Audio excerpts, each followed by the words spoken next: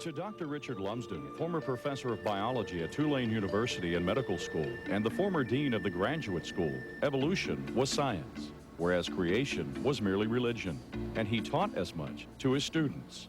What I would try to get across is that science is science. Science deals with the real world, with real phenomena. We don't bring into such discussions inferences of supernatural. Dr. Lumsden, who studied at Tulane, Harvard, and Rice, couldn't believe it when the Louisiana State Legislature passed a law that if evolution were taught in the public school classroom, then equal time had to be made for creation science. My reaction to that was just total consternation. Who are these people telling us, PhD-level scientists, how to teach and what to teach regarding science? So I just thought the whole thing was just absolutely absurd. But it was not the energy of a supernatural nature. I was prompted at that point to give a lecture on the origin of life, giving creation its due with as much mockery as I could summon. Truly, in the beginning was the Word, but the Word was hydrogen. After that class, one of his graduate students came up to him and said, "Great lecture, Doc." Well, that got my attention. Flattery always did. And she said, "But I have some questions." And indeed she did. She had a legal pad, and I could see line after line after line after line. So they had an appointment, which ended up lasting longer than anticipated. The appointment also ended up changing Dr. Lumsden's life. Now, I'm not trying to challenge anything. I just want to get my science straight. That's fair enough. Okay. That's fair enough. Last month, you taught how mutations were genetic disasters. How by natural selection can they randomly produce new and better structures? That's a good question. Good question. I'll probably have to think more about that. Okay, well, aren't the odds of the random assembly of genes mathematically impossible?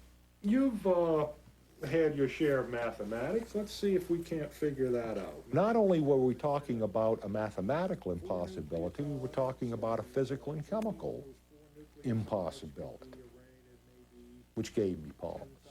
Genes, that might be 10 to the 200th, 10 to the...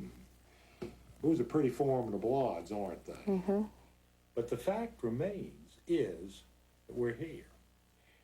And in reality, the only way we could have gotten here is through the evolutionary process.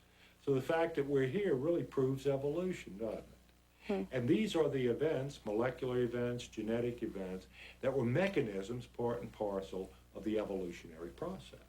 I could buffalo a student when I felt myself get a little bit in trouble, okay? I'd had a few years' experience at this, okay? It's a trade secret. But for the first time maybe in my life, in explaining various facets of evolution theory, I began to listen to what I was saying.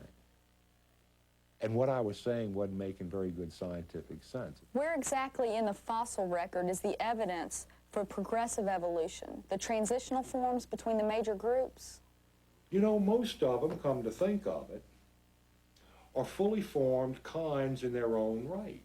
This conversation with the young lady went on for approximately 3 hours, during which time, again, we entertained these questions, and the whole time I'm answering, I'm listening to my own responses and trying not to betray this to the student. Was rapidly concluding that this is not making good scientific sense. What I'm telling this young lady and what I told the students this morning is not good science. And so far, I guess we just haven't been lucky enough to pick up the critical evidence. It dawned on me right then and there that evolution was bankrupt as a scientific theory. Well, if that were so, if life did not originate by a naturalistic, materialistic, spontaneous process, what was the alternative explanation? Oh my God. And I said it then, not in blasphemy, but in awe. What happened that afternoon was, first of all, a mortal embarrassment to me as a professor. Professing to be wise, the professor was made a fool.